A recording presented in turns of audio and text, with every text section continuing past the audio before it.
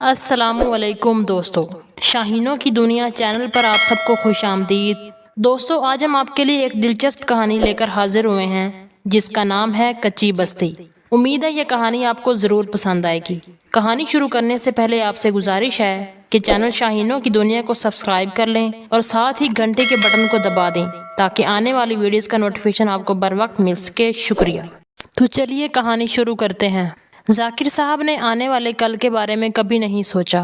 جو کمایا خرچ کر دیا۔ بیگم اور بچے بھی فضول خرچی کے عادی تھے۔ وہ سمجھتے تھے کہ یہ سب کچھ ہمیشہ ایسے ہی رہے گا۔ کچھ دن پہلے ذاکر صاحب کی کمپنی کا مالک جیل سازی کے جرم میں پکڑا گیا۔ کمپنی بند ہو گئی اور ملازمین بے روزگار ہو گئے۔ ذاکر صاحب کے خاندان پر بھی برا وقت آ گیا۔ ذاکر صاحب کو اپنی غلطیوں کا احساس ہو رہا تھا۔ بہت بھاگ دوڑ کے بعد ایک کچی بستی میں ایک چھوٹا سا مکان سستے کرائے پر مل گیا۔ اس کچی بستی کے لوگ بہت ملن نسار تھے، ایک دوسرے کی تکلیفوں اور مصیبتوں میں کام آتے تھے، لیکن ذاکر صاحب کے بیوی بچے یہاں ذرا بھی خوش نہیں تھے۔ وہ یہاں کے لوگوں کو اپنے سے کمتر سمجھتے تھے، خاص طور پر اپنے پڑوسی رمضان سے، کیونکہ انہوں نے گھر میں گائے اور مرغیاں پالی ہوئی تھیں۔ جانوروں کے شور اور چاروں طرف پھیلی بو سے وہ پریشان تھے۔ ذاکر صاحب تو کسی حد تک گل مل گئے تھے، لیکن بیگم بچوں کا مزاج ذرا بھی نہ بدلا۔ ان کے رویے کی وجہ سے محلے کے تمام لوگ ان سے لا تعلق ہوتے چلے گئے۔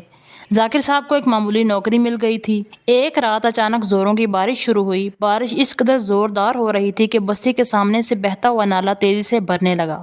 سیلاب جیسی کیفیت ہو گئی۔ ہوا بھی بہت تیز چل رہی تھی، جس کی وجہ سے بعض گھروں کی چھتیں بھی اڑ گئی تھیں۔ بستی والے اپنا ضروری سامان لے کر بستی سے باہر نکلنے لگے۔ ذاکر صاحب کے گھر والوں کو شاید ابھی تک کچھ خبر ہی نہیں تھی۔ رمضان اپنے بیوی بچوں اور جانوروں کو لے کر اونچائی پر بنے ریلوے اسٹیشن کی طرف نکلا۔ یہاں پانی آنے کا کوئی خطرہ نہیں تھا۔ بستی کے تمام لوگ جمع ہو چکے تھے۔ بڑے نالے کے بھرنے کی وجہ سے پوری بستی سیلاب کا منظر پیش کر رہی تھی۔ رمضان اور بستی کے دوسرے لوگ بہت پریشان تھے کہ ابھی تک ذاکر صاحب اور ان کے گھر والے نہیں پہنچے۔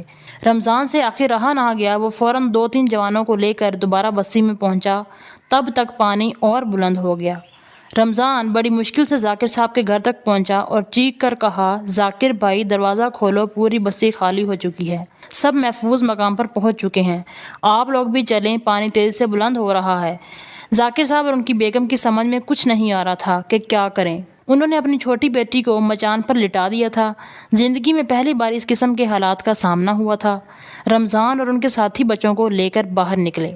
رمضان ذاکر صاحب کے خاندان کو لے کر ریلوے اسٹیشن کے پلیٹ فارم میں پہنچے، جہاں پہلے ہی بستی کے تمام لوگ جمع تھے۔ ان کو دیکھ کر تمام لوگوں نے خدا کا شکر ادا کیا۔ بیگم ذاکر کا تو رو رو کر برا حال ہو رہا تھا۔ بچے بھی بہت خوف زدہ تھے۔ بستی والوں نے انہیں حوصلہ دیا، کپڑے اور اپنا کھانے پینے کا سامان بھی دیا۔ بیگم ذاکر شرمندہ ہو رہی تھی، کیونکہ وہ ہمیشہ بستی والوں سے دور رہی تھی۔ یکا یک انہیں اپنی چھوٹی بیٹی کا خیال آیا جو نظر نہیں آ رہی تھی۔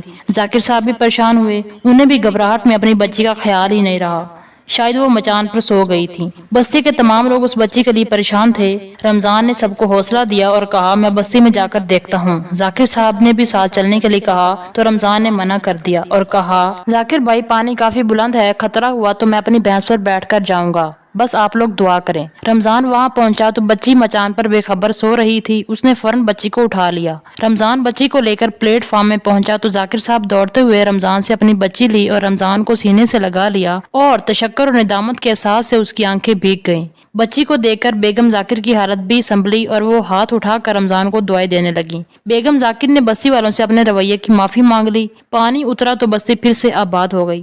اب بیگم ذاکر عورتوں میں اور بچوں میں گل مل گئے۔ ذاکر صاحب کو ایک اچھی ملازمت مل گئی۔ انہوں نے یہاں سے کسی اور علاقے میں منتقل ہونے کے لیے بیگم سے مشورہ کیا تو بیگم اور بچوں نے جانے سے انکار کر دیا۔ ان کی بیگم نے کہا، بستی والوں نے جس قدر پیار دیا ہے وہ کسی اور علاقے میں نہیں مل سکتا۔ یہ سن کر ذاکر صاحب نے اطمینان کا سانس لیا اور خوش ہو گئے۔